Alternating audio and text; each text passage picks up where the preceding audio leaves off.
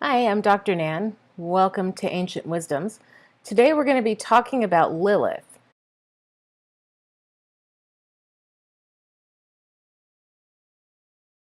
Now, I know a lot of people out there have heard of Lilith. During the 90s, we had the Lilith Fair, produced by Sarah McLachlan and her cohort. Thank you very much. But despite the musical festival in her honor, she is often portrayed as very negative in most literature. Now, I'm not saying she's a goddess of light and love and wonderful, kind goodness. Far from it. But reducing her to some evil demon actually comes from a reaction within ancient Judaism and their efforts to create strict monotheism. So in the Bible, the one mention of her is very negative. In Isaiah 34:14, she's part of a prophecy about Edom. The kingdom is going to, I'm not supposed to use that word here. Anyway, Edom is, well, you know. Anyway, the point is, the kingdom is going back to its original chaotic nature, and even Lilith will rest there. Anyway, some people think she isn't named in the Bible verse, and the root is really just connected to owls and nighttime. And maybe that's all they meant. But that's not even the beginning of her story. There isn't a whole lot said about her in her home culture of Assyria and Babylon, modern-day Iraq.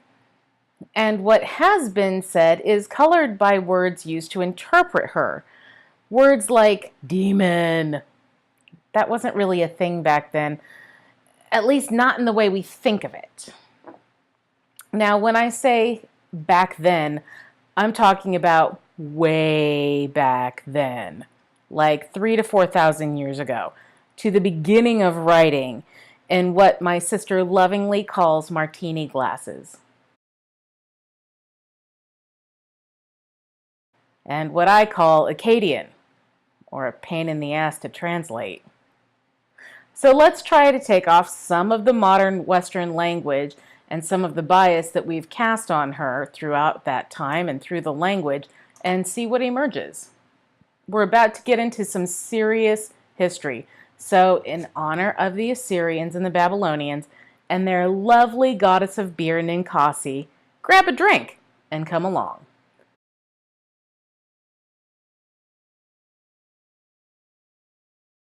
She is connected to a whole cycle of deities connected to giving birth and death. And yes, she is a full-on goddess. Her initial description is the beautiful maiden, and she seems to have some connection to prostitution.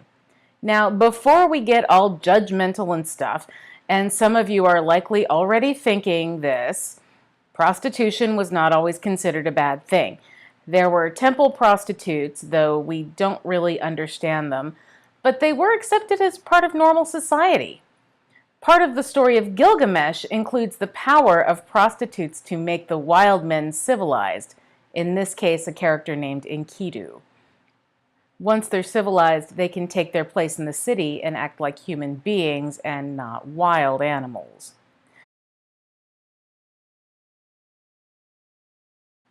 Yeah, sex was potentially a civilizing force and just part of the day-to-day human condition. No shame. Back to Lilith. According to most ancient sources, she could not give birth, and that's likely the source of her later stories, that she would take or kill children or harm women in labor. She actually also appears briefly in a Gilgamesh episode. He slays a beast at the bottom of the Hulupu tree and scares Lilith, who has made her house in the tree, and she flees into the desert. The next source is a plaque with her on it with wings, a sign of divinity, a three-horned helmet, which is also a sign of divinity, and she is nude. Possibly the prostitute thing? She is flanked by lions, so she's a tamer of wild animals, and flanked by owls, possibly a symbol of night. Additionally, she has bird claws, also a symbol of night, perhaps. She is holding a sort of rod ring thingy, and that also seems to be some kind of symbol of divinity or something indicating her divine status. Many label this plaque as Lilith the demon, but that lays way too much baggage on how we view this. We generally consider demons to be evil in opposition to good, but that's not the mindset of these ancient cultures, Assyria and Babylon. I would label her as dark and something to be feared, but not necessarily evil in the way we normally talk about it. That's just rude. And she is clearly divine, a dark goddess of the night. That's who this is. So by the 7th century BCE, she is noted as being one of several creatures who strangle infants and children. Bit of a demotion there.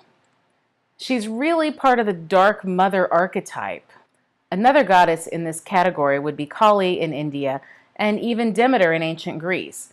Demeter might be more balanced, but that lady can go dark. We'll get into that in another episode.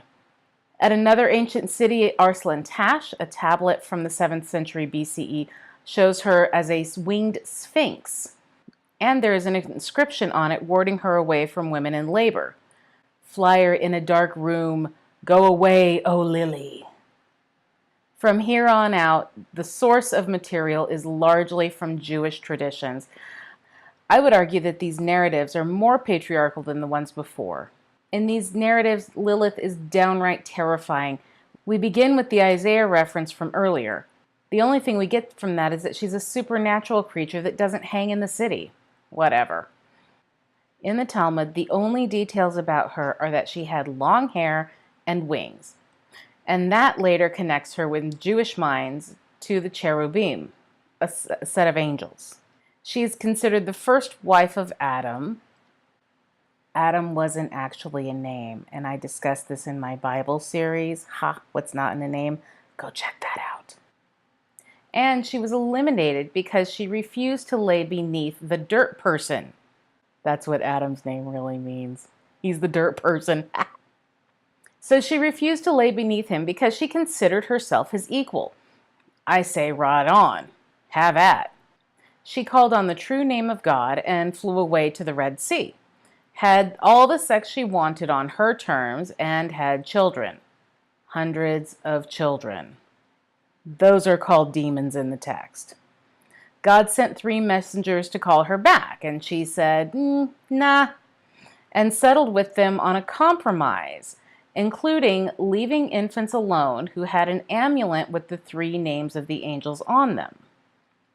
Unfortunately, like many of us, she found herself thinking of her ex and had sex with him against his will.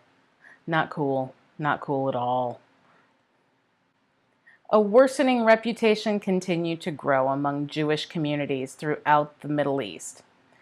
She was the one who caused, and I'm quoting here, nighttime emissions, end quote. I'll let you figure out what that means. And she was especially dangerous to women and newborns. Her favorite places to hang out were in the home, in liminal spaces like archways and thresholds. And she became one of many now true demons. She also takes on another trait. She sucks the blood from infants, thus her role in vampire mythology.